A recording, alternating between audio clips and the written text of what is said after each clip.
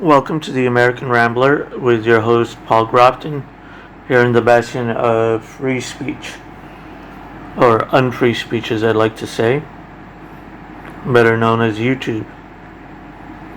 Okay, so just as usual, Democrats, mainly Democrats, but also Republicans, politicians in general, you know how much they like to say, follow the science, follow the science. Well, I guess I forgot this science. For every reaction, there's an equal and opposite reaction. So now, what is the landlord going to do when he is evicted from his own home after the tenants have literally destroyed his place? Eureka landlord is facing homelessness because his home is being torn down due to non-paying tenants. Yeah, funny. You know, when you don't hold people accountable, you have no account people. John Mann said he's being evicted from his rental home in Santa Monica and facing homelessness because his house in Eureka is being demolished because of non-payment from tenants. Yeah, interesting how that works out. I guess this is just a way for the city to confiscate more property to turn over to Blackwood, trying to create a permanent rental class. Do we remember those company towns that we learned in history class, where all these giant businesses would overprice everything from food to rental because it was the only thing close by? Man bought his home in Eureka in 2007. He claims for the past 3 years his tenants have ruined the interiors. They were growing marijuana, they ruined my carpet, they ruined my plumbing, and they changed my electricity from 110 to 220, said John Mann, the Eureka landlord. Yeah, you need permits to do that, so I'm wondering how they were able to do that, or if they just ripped it out.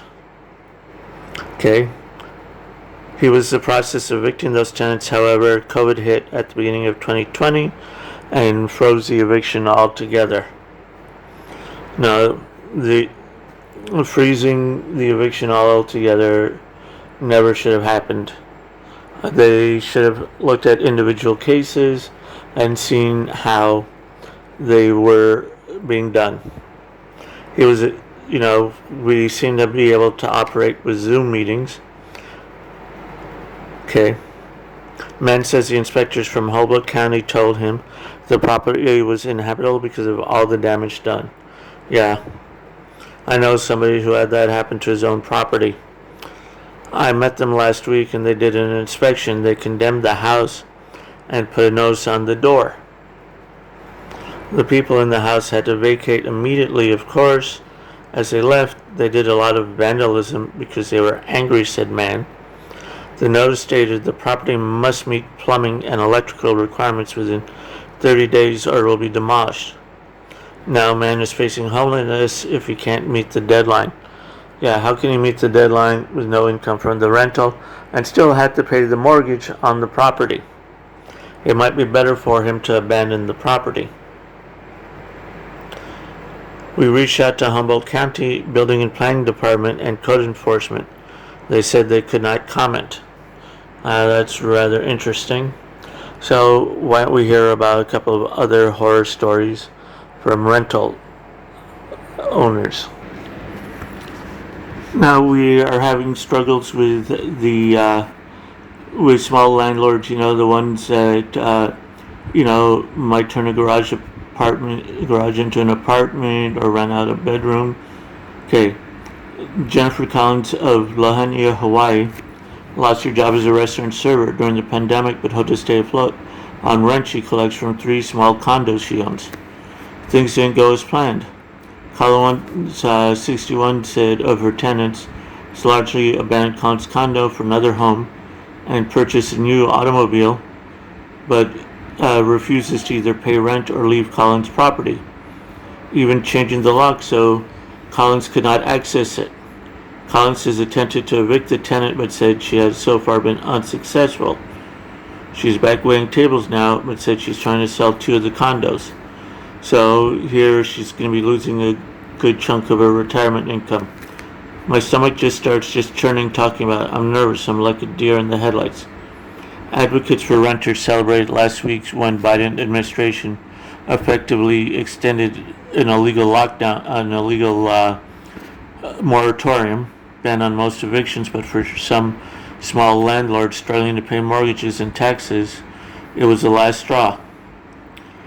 The CDC ban legally protects only renters who have suffered financially because of the pandemic, who are at risk of homelessness, and who meet other criteria. But landlords say some tenants are abusing the eviction ban to live rent-free. Others cannot be evicted for any reason because of state and local rules enacted in response to the pandemic. In other words, another government overreach program. But as with many of the emergency policies passed in response to the pandemic, the eviction ban has had a disparate effects on large and small companies. Many corporate apartment chains catering to white-collar workers are raising rents and booking enormous profits, and an index of publicly traded apartment chain stocks is up 43% through Friday. Meanwhile, some mom-and-pop landlords are giving up and deciding to sell, and of course, BlackRock is going to be creating this permanent rental class. Individual is used to own 2/3 of apartment properties with 5 to 24 units, but from 2001 to 2015, that share fell to 2/5, and researchers from Harvard University Joint Center for Housing Studies found that as large Wall Street-backed investors purchased the buildings, they raised rents more quickly. Thanks BlackRock. Given that the units, these structures are generally older and have relatively low rents, institutional investors may consider them prime candidates for purchase and upgrading these changes in ownership. Gentrification of things like Hell's Kitchen. Redfin senior economist Cheryl Bokhari said small landlords who are struggling to keep up should at least be able to find buyers for their property in the second quarter alone. Investors and rather traditional home buyers dropped a record $48.5 billion to acquire help of interest tax-free loans from, I'm not going to say the U.S. government, but from the American taxpayers. Small landlords not looking to sell say they hope things will improve, but don't see it happening anytime soon. For the past year and a half, Juliana Hernandez has her income decimated off 8 apartments in 3 Chicago buildings she owns. Tenants in half of them are not paying, she said. One has not paid in more than a year and has made such violent threats to her that she said she has repeatedly called the police. Oh yeah, you're trying to call the police in Chicago. Good luck with that. Despite her efforts, she said she has not been able to evict the tenants. Shows she's struggling to make mortgage payments and pay off credit cards she used to pay for repairs. I worked so hard to be where I am, Hernandez said. I saved and tried to make a better life, and now there's just nothing I can do. And you really think the D or the R's really care? They're only going to tell you blame the other people and vote for us next time, but we have no intention of solving any of these problems that we have created. Some people do have hardship in their lives, but some people just take advantage of the system, she added. Ed Benz manages 47 rental homes in Pittsburgh.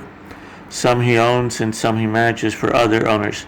He said he grew up in a family on public assistance and knows he is better off than many of his tenants who have lost jobs as some health aides, restaurant staff, but he also doesn't think the way some policymakers vilified landlords during the eviction debate has been fair. I don't think so either. Ben said he has exhausted his reserves and fallen behind on property tax. When you have prolonged this thing, reverse goes quickly, and I've been dancing between the raindrops trying to keep things together, he said. Carol Kelly, a former office manager.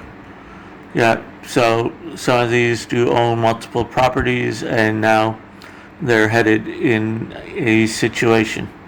The failure of some landlord companies to comply with eviction moratorium or to cooperate with rental assistance programs is creating significant hardships. If you're a good tenant, the landlord's going to work with you. But let's face it, you're not. Let's face it. I'd say about 1/3 to about 50% are not good tenants. But Bob Pinninger, Chief Executive Industry Group at the National Apartment Association, which represents landlords of all sizes, said Biden administration has been acting as though there's no consequence to repeated violation of the law. Yeah, of course there's going to be no consequence for Biden because the party controls all three branches of the government and the media. So talk about propaganda.